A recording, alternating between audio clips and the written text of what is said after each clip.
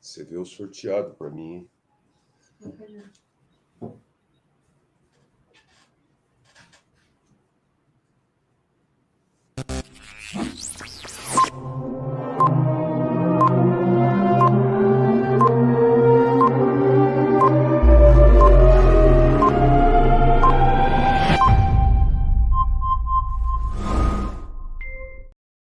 Boa noite!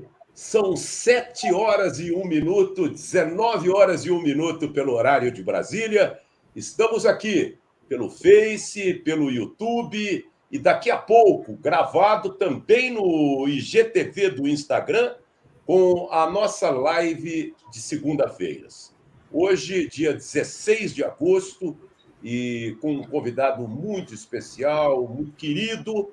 Vamos falar daqui a pouco sobre o Brasil em Tóquio, a produção brasileira em Tóquio, repetindo a live da semana passada, quando já abordamos a conquista de 21 medalhas pela delegação brasileira. Vamos falar do judô, vamos falar de outros esportes, da projeção do esporte brasileiro para um novo ciclo olímpico que vai terminar e vai ser mais curto, apenas 3 anos, porque em 2024 teremos a Olimpíada na França. Vamos falar do Campeonato Brasileiro, vamos falar do VAR e da informação hoje oficial do governador João Dória de que, a partir do dia 1º de novembro, o Estado de São Paulo vai poder e permitir que o público volte aos estádios. Esse é outro assunto que a gente discute sob o perigo ainda da pandemia, se bem que, felizmente, o Estado de São Paulo está atingindo números muito altos de vacinação, pelo menos com a primeira dose, e a nossa preocupação é em relação à aglomeração e ao processo ético, um assunto que a gente já tem debatido, porque consideramos injusto que um clube receba um adversário em casa, no primeiro turno, sem torcida, e vai enfrentá-lo no segundo turno com torcida. Esse é um assunto que daqui a pouco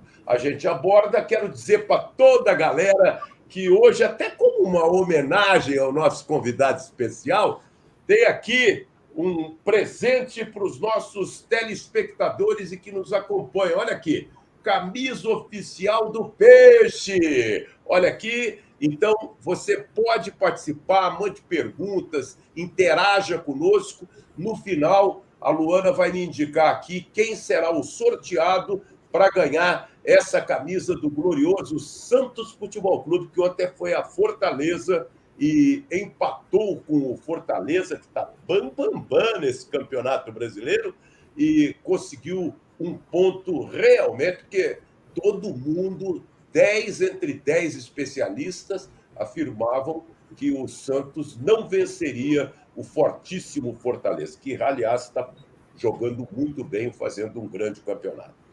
Muito bem, vamos começar a live com o nosso convidado especial dessa segunda-feira, e eu queria contar para vocês o seguinte: eu tenho um carinho e uma lembrança a mais da minha época de repórter esportivo, porque eu construí na minha carreira tantos amigos e muitos deles passaram a ser compadres e afilhados. A história do Graziani, por exemplo, da seleção italiana, que ficamos amigos, eu como repórter, ele como jogador, isso em 1980, no Mundialito do Uruguai, e depois convivemos imensamente, ele vindo ao Brasil, eu indo à Itália, na Copa de 82, e acabamos nos tornando compadres. Com isso, também muitos jogadores, treinadores, dirigentes. Esse é um legado que eu levo para a minha vida, além da amizade com muita gente. Eu conto histórias e muita gente pede para que eu abra um canal contando histórias da minha passagem como repórter. E tem história pra caramba. Hoje a gente vai tentar rememorar algumas delas, porque eu estou recebendo um grande amigo, um cara que eu sou fã incondicional. E tive o privilégio de poder acompanhar a conquista dele com tanto mérito na medalha de ouro na Olimpíada de Barcelona em 1992. Hoje, um executivo, um administrador do esporte, uma coisa muito legal, porque ele traz a experiência de toda a sua vida como atleta e chega à gestão esportiva como CEO, como gerente geral do Comitê Olímpico Brasileiro. Estou falando do santista Rogério Sampaio Cardoso. Meu brother, tudo bem com você? Boa noite. Tudo bem, Márcio? Boa noite. Que prazer falar com você, poder relembrar aí alguns momentos de 1992. Ainda tinha muito cabelo aqui, entendeu?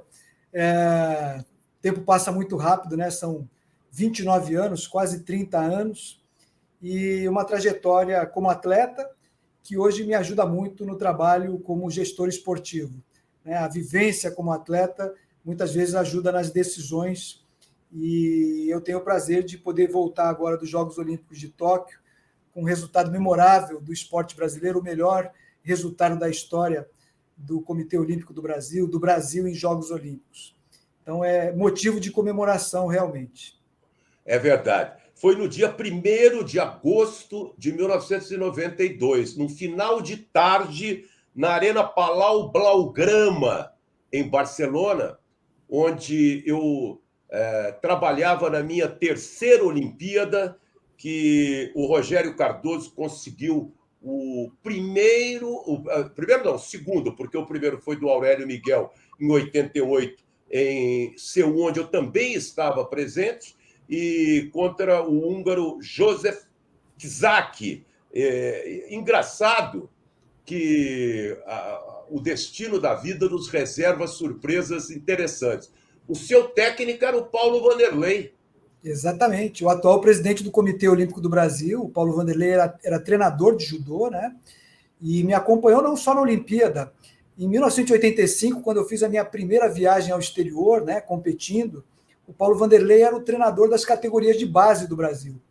E aí, conforme a minha geração foi se desenvolvendo, crescendo, ele também foi assumindo postos mais altos como treinador da seleção brasileira. E o auge da carreira dele como treinador foi os Jogos Olímpicos de 92 e o Campeonato Mundial de 1993, onde o Brasil também, até aquele momento, teve a sua melhor participação no Mundial de Hamilton, no Canadá, em 1993. Lá em Hamilton, o Aurélio Miguel foi medalha de prata, eu fui medalha de bronze no Campeonato Mundial.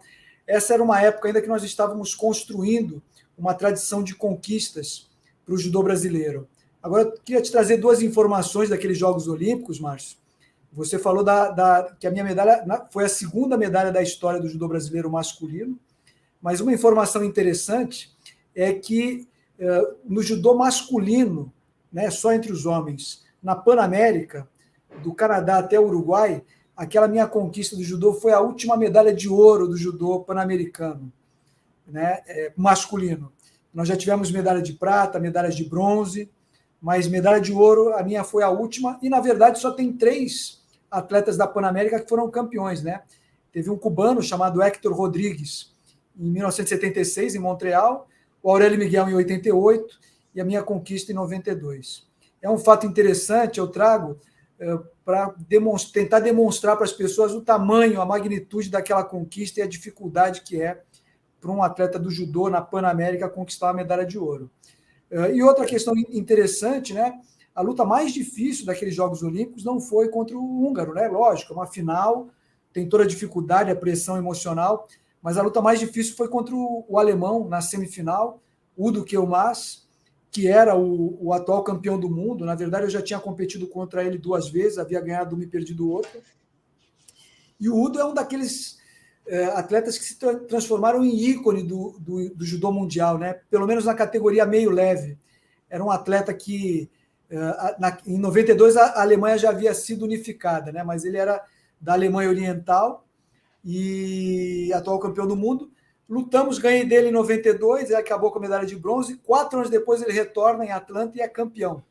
E agora em Tóquio, nos reencontramos lá assistindo judô. Hoje ele trabalha na Federação Internacional de Judô, também como um dos gestores, numa das áreas de desenvolvimento da Federação Internacional de Judô. E nos encontramos e foi uma grande emoção, né?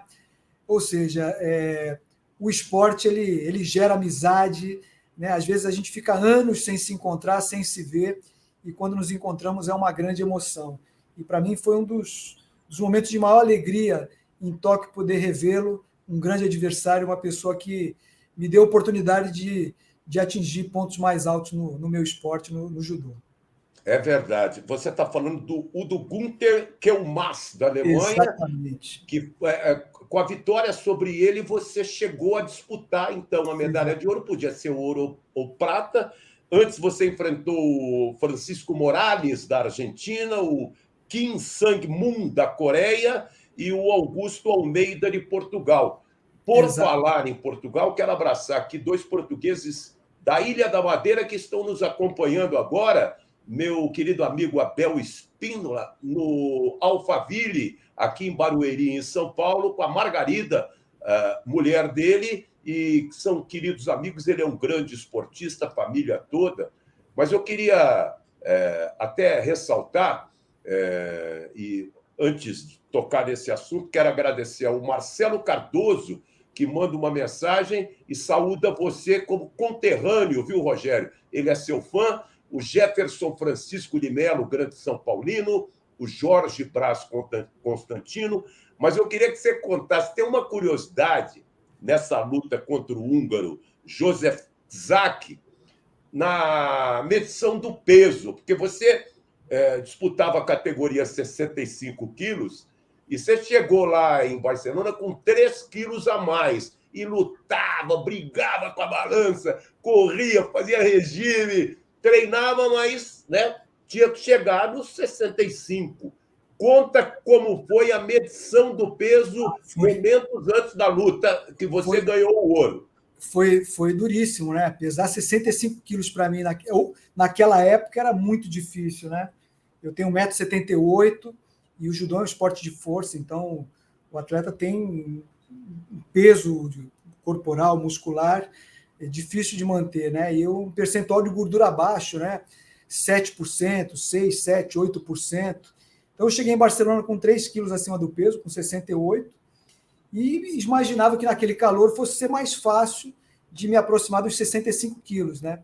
Cheguei uns 8 dias antes da competição, e aí o peso chegou a 66,5 e não saía, né? Não conseguia diminuir de 66,5, 66,300, e comecei a me preocupar. Ainda faltava alguns dias para a competição, e não teve jeito, né? No dia anterior à luta, né? Quase 2 dias antes eu já não comi mais nada, e treinando para tentar suar, e já suava muito pouco. E aí cheguei aos 64 quilos e um pouquinho, e aí falei assim, vou no refeitório comer alguma coisa, né? Aí comi um pêssego e tal, estou saindo do refeitório, tinha uma máquina de sorvete, aí não aguentei, tomei 2 sorvetes. Subi na balança e tinha subido no peso, e aí tive que dar uma outra corrida no dia anterior à competição para poder pesar os 65 quilos, e no dia da competição subi na balança que pesava de 10 em 10 gramas, pesei 64,980 gramas. E ali foi o meu primeiro adversário, né? O primeiro adversário é sempre a balança, é passar no peso. Aquele é o seu primeiro adversário, né? E aí eu acho que dei sorte, tive méritos também, que eu ganhei as 3 primeiras lutas por ippon, né? O ippon é o ponto que determina o final da luta. Então, aquelas 3 primeiras lutas não foi até o final dos 5 minutos, né? Isso me deu uma reserva física para enfrentar os momentos de mais dificuldade, que era a semifinal e a final, onde eu pude chegar mais inteiro fisicamente, apesar de ter perdido muito peso para lutar, e isso para mim foi uma vantagem contra os meus adversários. Você só chegou à luta com 20 gramas a menos, porque se você superasse esse peso, você estaria desclassificado. Mas você me lembrou, porque a Vila Olímpica de Barcelona foi uma das primeiras construídas. Primeiro foi, na verdade, Seul, porque em Los Angeles a Vila Olímpica foi na UCLA, Universidade da Califórnia de Los Angeles. Então, o prédio já estava pronto. Em Los Angeles, não. Além do Rio Han, que eles despoluíram, era uma espécie de Tietê, Pinheiros, lá em Seul. Eles criaram uma nova cidade, uma nova Seul, onde estava o Estádio Olímpico, a Vila Olímpica, e em Barcelona também aconteceu isso, eu me lembro bem. Você falou desse restaurante, ele era num subsolo, a gente chegava, tinha um galpão, um local onde os atletas se cruzavam, tinha o banco, tinha as lojas, a boutique, e o refeitório era... E eu me lembro que eu fui com as meninas do vôlei feminino almoçar um dia e olhei aquele refeitório e me contaram, olha, funciona 24 horas por dia, aqui tem comida para evangélico, para cristão, para não cristão, para todo tipo, uma coisa... nem sei quantas pessoas cabiam naquele... Era enorme, só para você ter uma ideia, hoje ali é um shopping center, eu voltei a Barcelona algumas vezes depois, dos Jogos Olímpicos de 92, hoje é um shopping center, e dentro da Vila Olímpica, além daquele restaurante, você tinha um pier que entrava no mar, né? E para ficar até mais próximo para o público poder acompanhar algumas provas do iatismo e tal, e tinham vários restaurantes. Tinha restaurante especializado só em paella, né? Tinha o McDonald's, e tudo gratuito. Então você imagina, para quem está perdendo peso, o sacrifício que é, né? A primeira coisa é fortalecer o espírito para não fraquejar diante de tantos restaurantes que tinham lá à disposição. É verdade. Olha, Rogério, para a gente terminar esse papo da sua conquista do ouro e entrar um pouco na Olimpíada de Tóquio, eu queria abraçar o Felipe Delgado, que também manda uma mensagem, eu agradeço pela audiência, e dizer o seguinte, por justiça, eu também estava em Seul na conquista do primeiro ouro do judô brasileiro em uma Olimpíada, mas não podemos esquecer do grande Douglas Vieira, que não ganhou o ouro, mas ganhou a prata em Los Angeles em 82. Foi a primeira medalha, primeira vez que o judô subiu no pódio, né? Então teve o Douglas, o Aurélio e depois você consagrando então definitivamente a modalidade, né, Rogério? Isso. Eu vou até relembrar um pouquinho, Márcio. A primeira medalha do judô brasileiro foi em 72, com o professor Chiaki Shi, um japonês naturalizado brasileiro. O professor Chiaki Shi, Sensei Chiaki Shi, é uma referência, um patrimônio do judô brasileiro. Treinei muito com ele, aprendi muito com ele, como sensei, né? E depois, em 84, o judô brasileiro volta a conquistar medalhas, aí sim, com 2 de bronze através de Walter Carmona e Luiz Omura, e a medalha de prata do Douglas Vieira. Em 88, Aurélio Miguel, e com medalha de ouro, e depois, em 92, a minha medalha de ouro. Eu tenho o prazer de ter, assim, eu tive a oportunidade de treinar, de viajar com esses atletas de uma geração um pouco anterior à minha, mas chegamos a treinar muito juntos, principalmente aos finais de semana em São Paulo. Douglas Vieira, que foi uma referência do judô brasileiro, né? E que foi um grande resultado obtido pelo nosso esporte lá em Los Angeles e que jamais pode ser esquecido, né? Até 84, o principal resultado do judô brasileiro foi a medalha de prata do Douglas Vieira. E eu tive a oportunidade de acompanhar tudo isso pela televisão, assistindo, ainda jovem, né? O Douglas vai ficar bravo comigo, mas ele é bem mais velho que eu. E aí eu pude acompanhar essas conquistas do judô brasileiro. É isso aí. Ô, Rogério, para a gente terminar um pouco para esse remember a respeito da sua vida, da sua carreira, que foi brilhante, eu só queria saber, ontem eu perguntei para o Ricardinho Martins, lá na Transamérica, eu me lembro que você montou uma bela academia numa avenida, acho que é o Posto 2, não é? Lá no Canal 2. A Canal academia 2. ainda existe hoje, mas eu não sou mais eu o responsável, quem dá aula. Tem meu nome ainda, e continua fazendo um belo trabalho. Mas hoje eu estou morando aqui no Rio de Janeiro, trabalhando aqui no Comitê Olímpico do Brasil, já afastado há alguns anos, mas tenho muitos amigos lá, e o judô de Santos é sempre muito forte, né?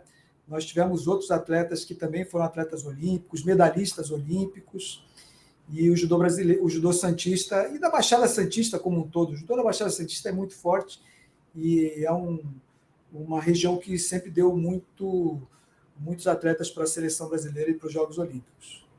Muito obrigado, Marcelo Pedro Vieira, Sônia Rampinelli, que está nos vendo no Guarujá. Um beijo pertinho da Santos, do Rogério Sampaio. Vamos falar um pouco da Olimpíada de Tóquio. Está tão gostoso o papo, porque a vida do Rogério Sampaio realmente é muito bonita, né? Vamos falar sobre a Olimpíada de Tóquio. O Brasil supera a marca da Olimpíada do Rio, onde havia conquistado 20 medalhas. Chegamos a 21 e os algozes da crítica de chegamos porque o skate foi pela primeira vez modalidade olímpica. Mas o que você quer que faça? Faz parte, entrou lá o skate, escalada, tivemos novos esportes, vamos ter outros novos esportes em Paris. Então, ganhamos medalhas importantes no skate, e isso tem que ser contabilizado para o Comitê Brasileiro. Olha aí, a skate, aí a Raíssa, né? Não só no skate, como também no surf, né? O surf também é uma modalidade nova, onde nós conquistamos uma medalha de ouro com o Ítalo Ferreira, e está aí o Ítalo, e essas modalidades novas nos ajudaram a ter um excelente desempenho em Tóquio. Faz parte do regulamento. Agora, eu acho importante frisar que nós conseguimos um número maior de medalhas do que comparado com o Rio de Janeiro. No Rio foram 19, em Tóquio foram 21. Nós igualamos o número de medalhas de ouro, né? Foram 7 em Tóquio, 7 no Rio de Janeiro também. No Rio de Janeiro, nós tivemos 12 modalidades que foram medalhistas. Agora, em Tóquio, foram 13. Nós tivemos outras 10 modalidades que obtiveram o melhor resultado da sua participação em edições de Jogos Olímpicos, né? Modalidades como o badminton, no ciclismo mountain bike, ciclismo BMX, na ginástica artística, no tênis, enfim, são resultados importantes que eu acho que faz com que a gente não fique só enxergando as medalhas, né? Existem outros objetivos que foram atingidos. Uma coisa muito interessante e importante também, Márcio, é que apenas 2 países na história dos Jogos Olímpicos conseguiram melhorar o seu desempenho nos Jogos Olímpicos subsequente à realização, né? Então, o primeiro foi a Grã-Bretanha, que em 2012 organizou os Jogos em Londres, e em 2016 conseguiu melhorar a sua participação nos Jogos Olímpicos. E agora é o Brasil, que organizou em 2016 e melhorou a sua participação em 2020, em Tóquio, 2021. Né? Então, esse é um fato importante e que demonstra a qualidade do trabalho que a gente vem fazendo aqui no Comitê Olímpico do Brasil. Eu acho que são resultados importantes. Nós temos outros números que são também importantes, né? As mulheres conquistaram 42,3% das medalhas do time Brasil em Tóquio, né? Superando 41,2% de Pequim, que era a melhor participação das mulheres, né? Elas obtiveram 9 medalhas, 3 de ouro, 4 de prata, 2 de bronze. Enfim, eu acho que são vários números que demonstram a grande participação dos atletas brasileiros em Tóquio, que encheu de orgulho todos aqueles que puderam acompanhar. E eu acho que é muito bom a gente poder ligar a televisão e torcer e ver os nossos atletas conquistando medalhas, não só na vela, no judô, no vôlei, que eram as modalidades tradicionais, né, que nos últimos anos a gente viu os brasileiros conquistando medalhas. A gente poder ver conquistas no tênis, no skate, no surf, na canoagem, no boxe. O boxe já é uma modalidade tradicional em conquista de medalhas olímpicas. Conquistou em 2008, 2012, 2016 e agora em 2020, e só subindo o resultado dos atletas, né? Então, em várias modalidades, nós pudemos ligar a televisão. Pô, a ginástica artística, que orgulho de ver aquela menina, a Rebeca Andrade, competindo depois de ter um ciclo olímpico onde ela fez 3 cirurgias de ligamento cruzado do joelho. Uma menina tem 22 anos, Então, foram momentos Olha ela aí. foram momentos de muita emoção esses Jogos Olímpicos, e eu acho que a gente tem que fazer uma homenagem. Olha aí o Arthur Zanetti, esse atleta já tem 2 medalhas olímpicas, né? Foi ouro em 2012, prata em 2016, agora em Tóquio não obteve medalha, mas teve uma grande exibição. Olha a foto dele, que atleta, né?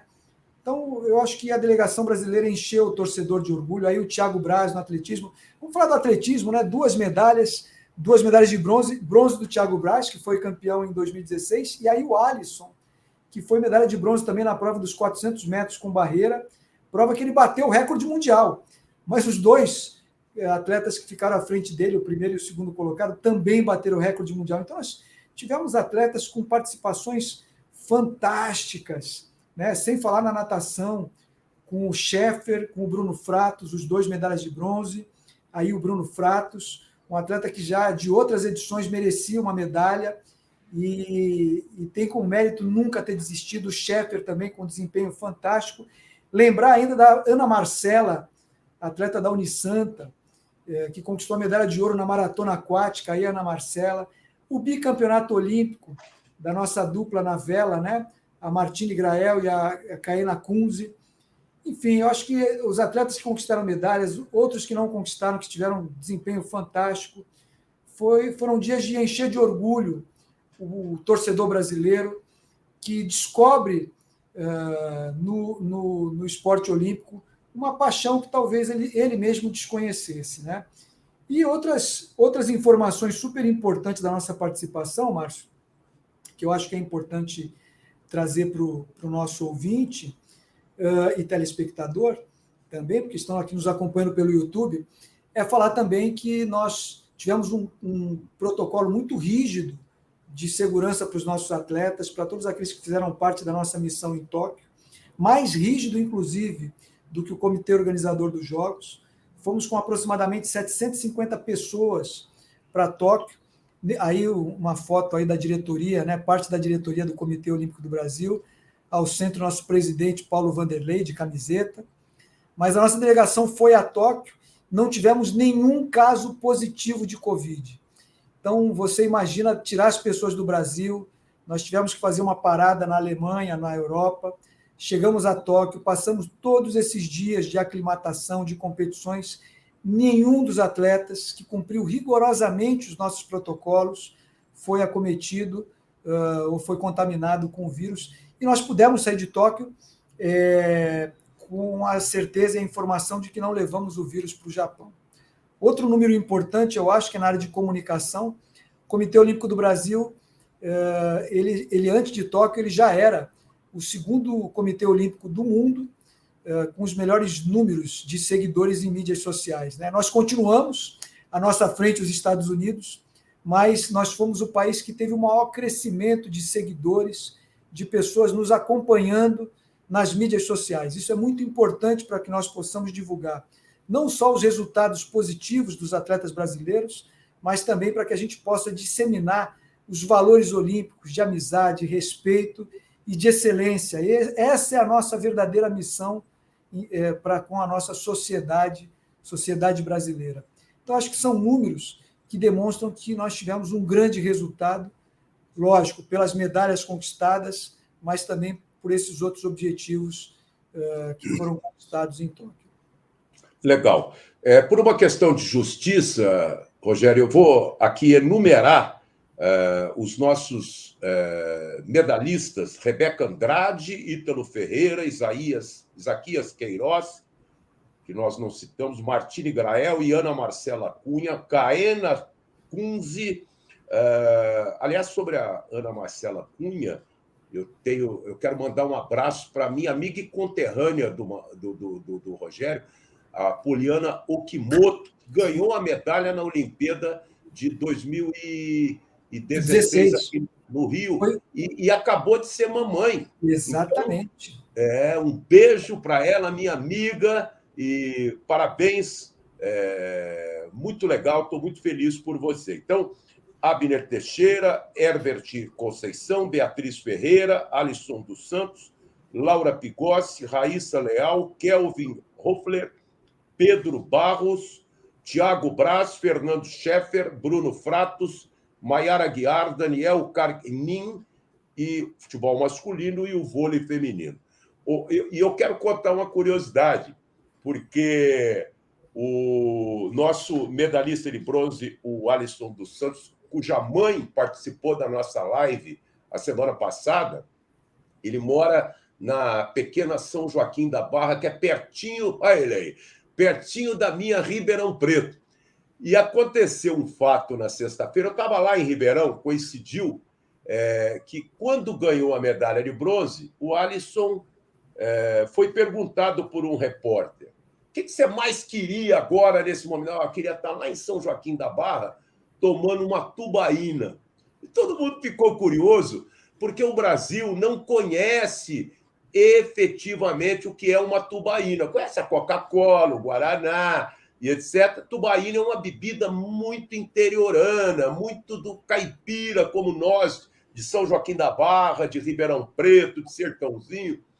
E aí, na sexta-feira, a indústria que produz a tubaína levou um caminhão de tubaína para o Alisson. Muito legal! E ele falou, pô, agora eu tenho tubaína para o resto da vida. E posou lá com uma foto e foi uma festa realmente em São Joaquim da Barra. Mas eu queria abordar mais 2 temas com você, Rogério, para orientar e informar os nossos telespectadores, amigos, ouvintes, beijando carinhosamente a querida Cecília Moura e agradecendo pela audiência.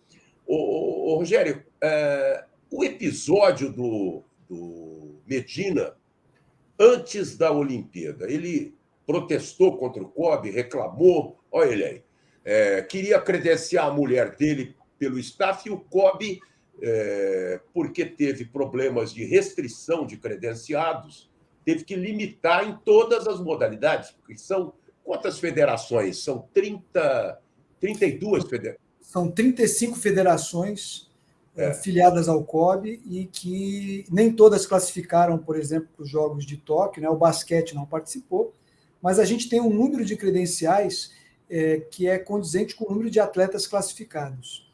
Nós entendemos que o Medina é um dos grandes atletas do esporte brasileiro, né? Uma referência para todos que estiveram em Tóquio, independente de ter sido medalhista ou não.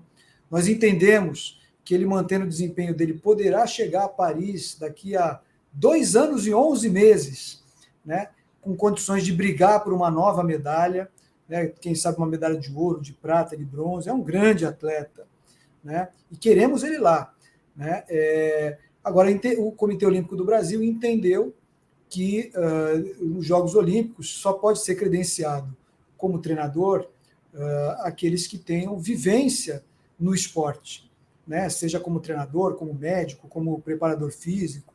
É muito difícil você conseguir credenciar um parente, por mais que isso faça bem para o atleta, né? Nós já tivemos, em algumas situações, marido e mulher viajando juntos e sendo credenciados. Mas eu vou dar um exemplo, você falou da Poliana Okimoto, né? O marido dela era o treinador dela, né? Mas ele tinha um histórico como treinador dentro da modalidade muito grande, vencedor, né? Então era natural que ele fosse o treinador. Nós já tivemos, por exemplo, você lembra da Fabiana Müller? Também casou com o seu treinador. Então, meu técnico foi a minha primeira maratona em Nova York, treinado pelo Elson Venâncio, meu amigo, marido da Fabiana Müller. Grande figura, Elson. Um grande treinador. A Fabiana Müller foi uma das grandes atletas do salto com vara do esporte brasileiro. Enfim, não foi medalhista olímpico, mas ele era um treinador com vivência no esporte, né? Então, nós não tivemos condições de credenciar a esposa do Gabriel Medina. Entendemos que, se fosse numa outra edição de Jogos Olímpicos, ela poderia acompanhar como torcedora. A gente sempre tem um programa, o Comitê Olímpico do Brasil tem um programa que sempre propicia aos familiares poder acompanhar a delegação, logicamente não ficando na Vila Olímpica, nas nossas bases, mas ficando nos hotéis, e aí a gente tem momentos em que eles podem, que eles têm a oportunidade de se encontrar e conviver.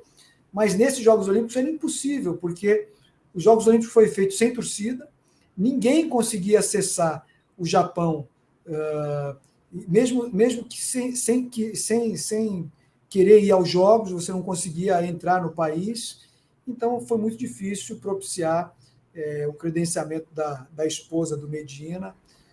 Mas eu entendo que daqui a 2 anos e 11 meses, ele mantendo o potencial dele, o desempenho dele, ele será um dos grandes atletas do Brasil em Paris. Ficou mal para o atleta, ele esperneou, reclamou, e a opinião pública, a imprensa, entenderam que houve um certo exagero. Depois teve aquele problema da vacina, que ele perdeu uma prova lá no Tahiti porque não estava vacinado. Mas justamente por causa disso, Rogério, conta como foi a aflição, expectativa do embarque de vocês aqui no Brasil para a Alemanha, depois a conexão para o Japão, a chegada no Japão. Vocês foram obrigados a fazer teste? Como é que foram para a Vila Olímpica? Conta essas curiosidades para quem está nos vendo. O comitê organizador dos Jogos de Tóquio tinha um protocolo de exigir de cada atleta ou pessoas integrantes das missões que nas últimas 72 horas fizessem 2 testes PCR. Nós, do Comitê Olímpico do Brasil, impusemos um protocolo dos últimos 11 dias, e ao invés de 2, eram 5 exames de PCR, e aí, com todos eles negativos, nós embarcávamos rumo a Tóquio, né? A maioria dos atletas foi um voo da Lufthansa via Europa. Tivemos lá um intervalo de aproximadamente 7, 8 horas entre um voo e outro, e são 2 voos bem pesados, de aproximadamente 11 horas e meia, né?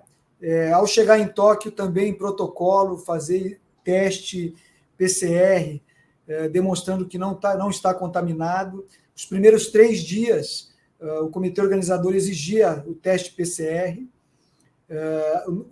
e depois esses testes eram feitos a cada 3 dias. Né? O Comitê Olímpico do Brasil criou uma estrutura para fazer testes diariamente, então o nosso protocolo era mais rígido ainda do que o do comitê organizador.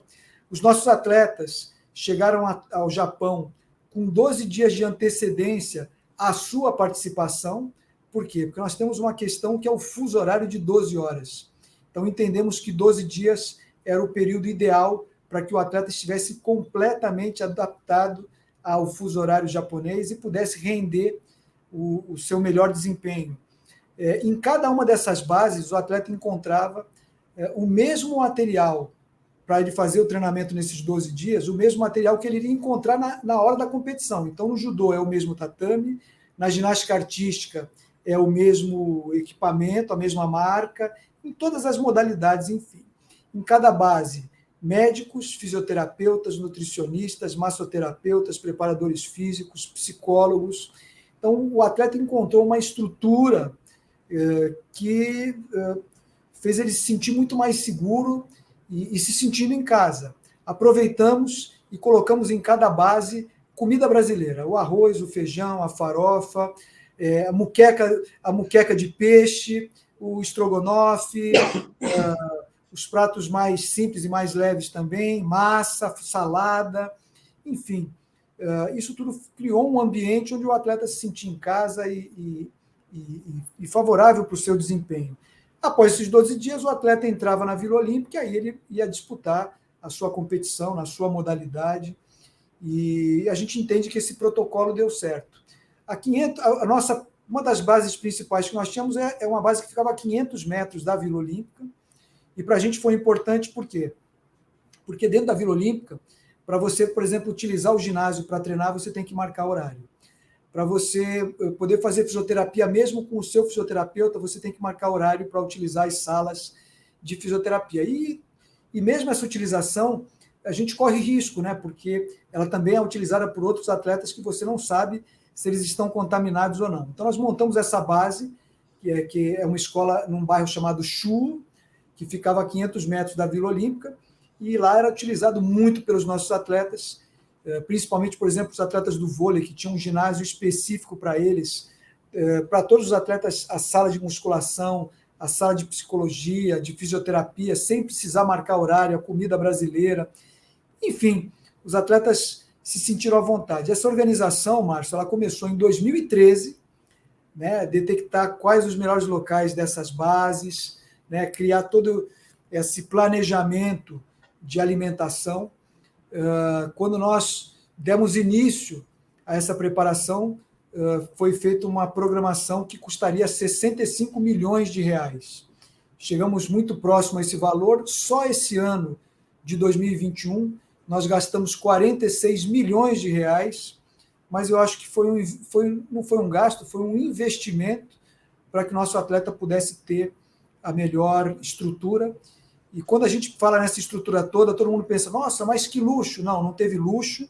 Foi tudo feito com muita simplicidade, mas dentro da real necessidade, né? Os nossos atletas viajam de classe econômica. Acho até que uma viagem dessa para o Japão seria muito importante que eles tivessem ido de classe executiva, é algo que a gente precisa rever internamente, né? Mas mesmo com esse recurso investido, a gente entende que tudo foi feito com muita simplicidade. Os atletas, enfim, são muito simples, como você falou, né? O Alisson, um atleta que morou 7 meses nos Estados Unidos para se preparar para a Olimpíada, né? Ele muitas vezes fica grandes períodos no exterior, mas retorna ao Brasil e o que ele quer? Quer tomar uma tubaína, comer um sanduíche, né? Isso tudo demonstra a simplicidade do atleta brasileiro e faz com que a nossa sociedade se sinta realmente representada, né? E nos fez sentir orgulho da delegação brasileira lá em Tóquio. Legal. É realmente uma colocação para 200 países, como tem o mundo, 12º lugar, 7 de ouro, 6 de prata, 11 de bronze, 8 de bronze. Importante, Márcio, importante. O Brasil ficou na 12ª posição no quadro geral de medalhas. Foi a melhor classificação do Brasil na história dos Jogos Olímpicos. E em relação a essa logística toda para ir a Tóquio, você imagina que nós tínhamos lá uma base de vela, onde nós tínhamos 2 containers, que são oficinas para cuidar dos nossos barcos. Essa estrutura já estava lá há 4 anos aproximadamente. Então, nessa logística de viagem, dentro desse valor, você imagina que a gente tem que montar uma estrutura para os barcos, de vela, de canoagem, de remo, né? Os locais de disputa são locais diferentes, né? Nós transportamos 12 cavalos para as provas de hipismo, alguns dos cavalos saindo da Europa, outros saindo dos Estados Unidos. É uma logística complexa, né? E aí a gente vê que o custo para fazer essa boa representação do Brasil não é pouco, não. Mas a gente ficou extremamente feliz com o resultado. Legal. Eu realmente acompanho a Olimpíada desde 84 em Los Angeles e sei presencialmente, infelizmente esse ano não foi possível ir a Tóquio, mas eu acompanho a evolução do esporte olímpico brasileiro, que já vem acontecendo step by step, passo a passo, de uma Olimpíada para outra. A gente há de reconhecer, o Comitê Olímpico Brasileiro, neste ano, levou até uma infectologista, uma médica, para acompanhar a delegação. Antigamente, o esporte, quando se falava em médico, falava em ortopedista. E olhe lá, né? Você foi atleta, sabe como era a estrutura, infelizmente, muito arcaica. A verdade é que hoje tem um percentual de uma loteria para o Comitê Olímpico Brasileiro, tem verbas adicionais do próprio orçamento do governo brasileiro, os governos estaduais, verbas de isenção. E eu queria concluir com você dizendo o seguinte: foi espetacular, foi muito legal, e que a gente...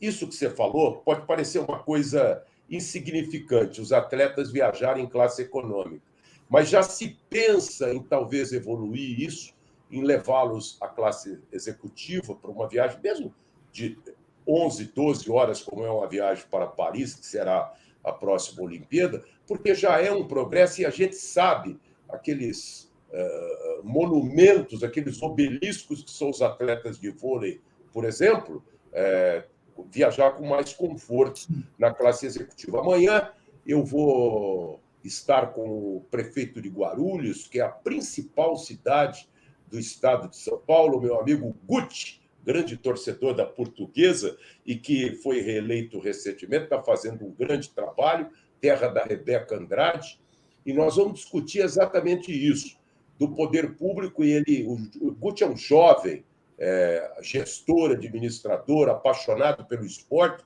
e ele percebeu que vale a pena investir no esporte, investir nas escolinhas, nos ginásios, na alimentação, no lanche, no jantar, no almoço, na estrutura, em médico, fisioterapeuta, professor, educador. O esporte propicia muitas vantagens para a juventude brasileira. O COB é só a ponta final. O COB é o último passo para chegar à mais expressa qualificação esportiva. Então, eu acho, viu, Rogério, que baseado em tudo que foi feito no Japão, eu espero que vocês aprimorem cada vez mais e a gente, em Paris, chegue a pelo menos 22, 25 ou quanto mais medalhas possível. Opa. É o objetivo, Márcio. Importante lembrar que o atleta de alto rendimento, o atleta que vai disputar uma medalha olímpica, ele está trabalhando sempre no limite, né? O percentual de gordura tem que ser preciso, né? O atleta precisa de tudo que seja necessário para ele poder ter o seu melhor rendimento no limite. Então, só para você ter uma ideia, nós levamos a Tóquio 35 médicos. Parece muito, mas nós tivemos, por exemplo, atletas que chegam a Tóquio tendo um histórico de lesões e precisam de um atendimento especial. Nós tivemos um atleta, por exemplo, que antes de começar os Jogos teve que passar por uma cirurgia de apêndice, teve uma apendicite, e foi feita a cirurgia lá em Tóquio pelos nossos médicos. Então, assim, um tratamento de ponta para que eles possam render o melhor, e o atleta olímpico é no limite. Em relação ao atleta viajar de classe executiva, é também pensando nisso, né? Se a gente quer o melhor rendimento, nós temos que oferecer o melhor. Mas isso, lógico, ainda será debatido internamente, porque a gente também tem uma política interna de austeridade, né, que é aquilo que faz com que a gente possa fazer mais com o mesmo recurso, né, atender mais pessoas. E o que você falou da Prefeitura de Guarulhos, nós temos algumas prefeituras que realmente são exemplo no apoio ao esporte na nossa região. E aqui eu vou falar da minha cidade, que é Santos, que é uma cidade que, a cada Jogos Olímpicos, classifica atletas para representar o país em diversas modalidades. Nós já tivemos em Santos atletas que representaram o país no vôlei, no judô, na natação, no triatlo, no tênis de mesa, agora na maratona aquática com a Ana Marcela Cunha. Já fomos medalhistas lá em Santos comigo, com o Leandro Guilherme, agora com a Ana Marcela Cunha, né? Então, a cidade de Santos ela conseguiu criar um ambiente ideal para o desenvolvimento do esporte, do lazer, da atividade física, da atividade esportiva e da atividade competitiva. Nós temos as universidades que preparam os profissionais nas diversas áreas, nós temos uma orla, uma praia, que é um incentivo à prática esportiva, temos boas instalações esportivas, enfim, a prefeitura investe através de recursos, da Fundação Pro Esporte de Santos, tem um programa de auxílio financeiro aos atletas, que é o Adote um Atleta, enfim. E não é um programa de 1 ano, de 2 anos, né? A Prefeitura de Santos faz isso há 50 anos, né? E os resultados aparecem a cada edição de Jogos Olímpicos. Eu acho que não só Santos, Guarulhos e outras cidades do Brasil são exemplo no apoio ao esporte. Entendo também que essas prefeituras, a cada ano, têm que rever também os seus protocolos de incentivo para que possam também continuar avançando, mas isso tem nos auxiliado muito na obtenção dos resultados em Jogos Olímpicos. Legal, Rogério. Olha, tem assunto aqui para gente, muita gente perguntando, peço até desculpas, depois eu repasso para o Rogério as perguntas, e eu tenho certeza que ele educadamente vai usar a sua assessoria e responder. Quero agradecer a sua participação, o seu tempo. Foi uma honra tê-lo conosco. Transmita ao presidente Paulo Vanderlei, a toda a diretoria do COB, o nosso abraço, a nossa saudação. E vamos acompanhar agora esse novo ciclo olímpico. Estamos juntos e vamos torcer muito pelo Brasil em Paris em 2024. Um grande abraço, brother. Obrigado, viu? Márcio, eu que agradeço a oportunidade. Não vou participar do sorteio da camisa do Santos, porque a minha já está aqui atrás, ó. Assinada Tô pelo vendo, rei. Bam, bam, Entendeu? bam. Assinada pelo rei. Essa aqui, quem entrar na minha sala tem que cumprimentar a camisa ali, entendeu? Fazer uma reverência. Exatamente.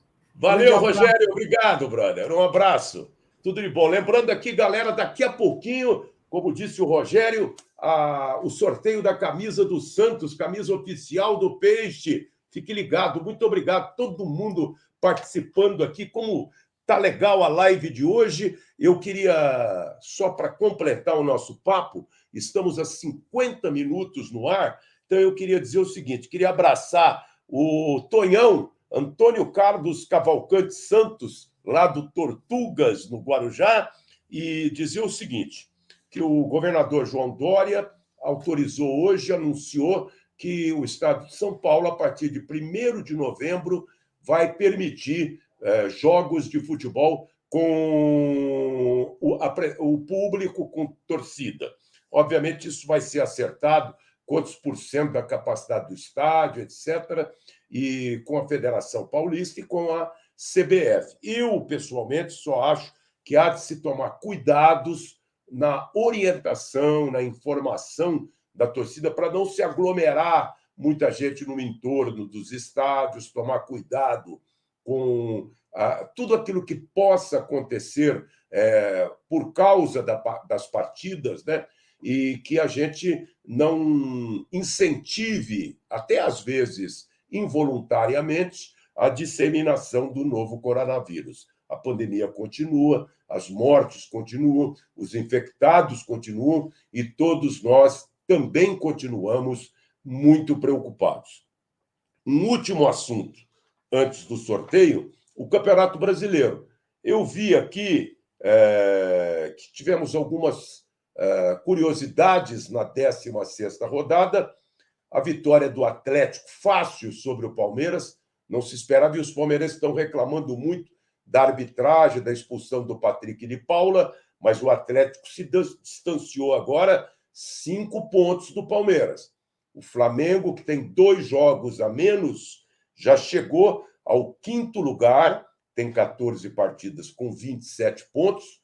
O Bragantino, essa foi a maior surpresa, perdeu em casa no sábado para o Juventude por 2-1.